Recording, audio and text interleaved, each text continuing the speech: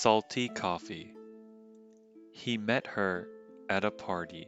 She was so outstanding, many guys were chasing after her, while he was average looking, shy, and awkward. At the end of the party, he finally summoned some courage to invite the girl to have coffee with him.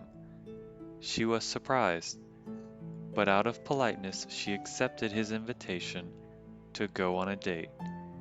They both sat in a nice coffee shop. He was too nervous to say anything. She felt uncomfortable waiting for coffee.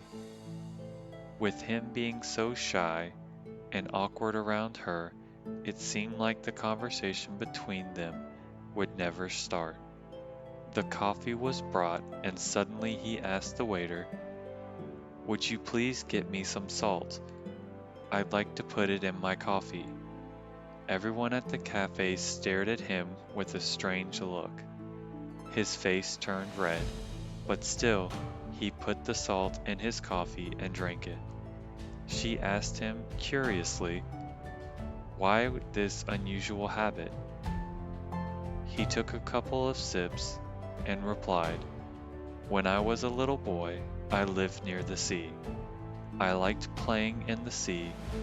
I could feel the taste of the sea, just like the taste of the salty coffee.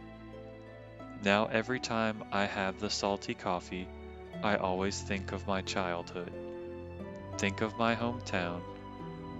I miss my hometown so much. I miss my parents who are still living there." While saying that, tears filled his eyes. She was deeply touched. That's his true feeling from the bottom of his heart. A man who can express his homesickness.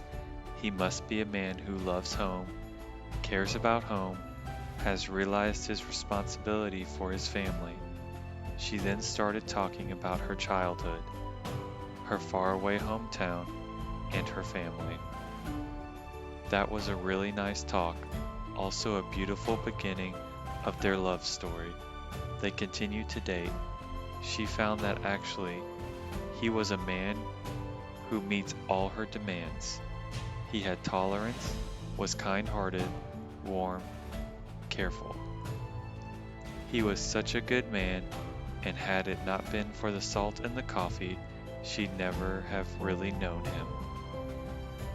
The rest of the story was just like any other beautiful love story. They finally got married, and they lived a very happy married life.